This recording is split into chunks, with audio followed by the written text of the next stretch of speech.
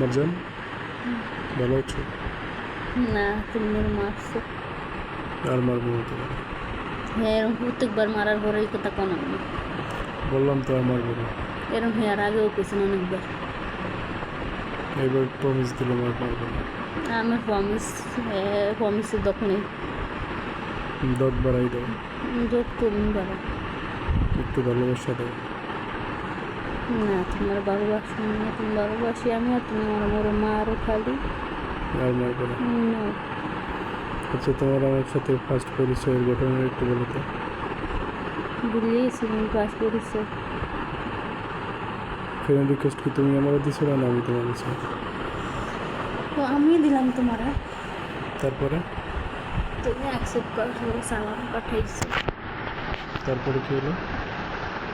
তুমি মিষ্টি মিষ্টি ইসলাম আলাইকুম দিচ্ছ অনেকবার। পরে আমি বললাম যে আপনি এতবার সালাম দান করেন কি, আপনি আমাকে চেনেন তো? না, আমরা পরিচিত হতে পারি। হ্যাঁ, অবশ্যই। তবে তুমি friend বলছি হিসেবে। আর তুমি কেন এটাকে ফ্রেন্ড হিসেবে নিলে? তুমি তো ডিনাই করতে পারতে।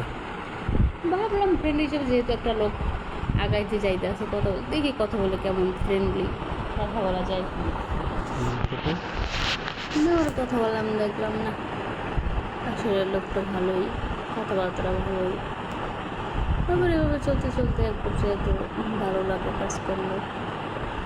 ভালো লাগা থেকে ভালোবাসা, ভালোবাসা থেকে বিয়ে, এখন এক ছাদের নিচে।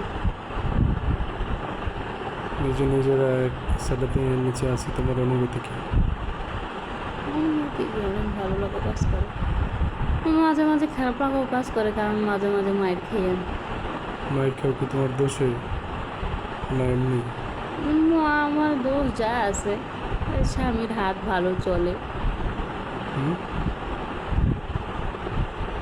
বুঝি না আবার বলো। আমার স্বামীর হাত ভালো চলে, ওই জন্য একটু মায়ের খেয়ে বেশি। খালি কি হাতি বলে চলে না আর কিছু আছে? হাতটা বেশি চলে।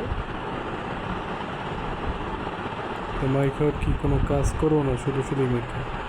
মায়ের খাওয়ার কাজ আমি অবশ্য করি না, কিন্তু উনি ভাবে আমি করি ইচ্ছে করি।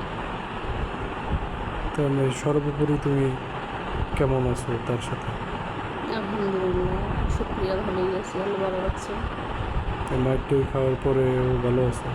হ্যাঁ, কারণ এরকম প্রত্যেকটা কমিউনিটি হয়, তাতে কি আছে? তো মায়েরটাকে তুমি যদি শাশুড়ি হিসেবে ভালোবাসা হিসেবে নাও তাহলে হয় না?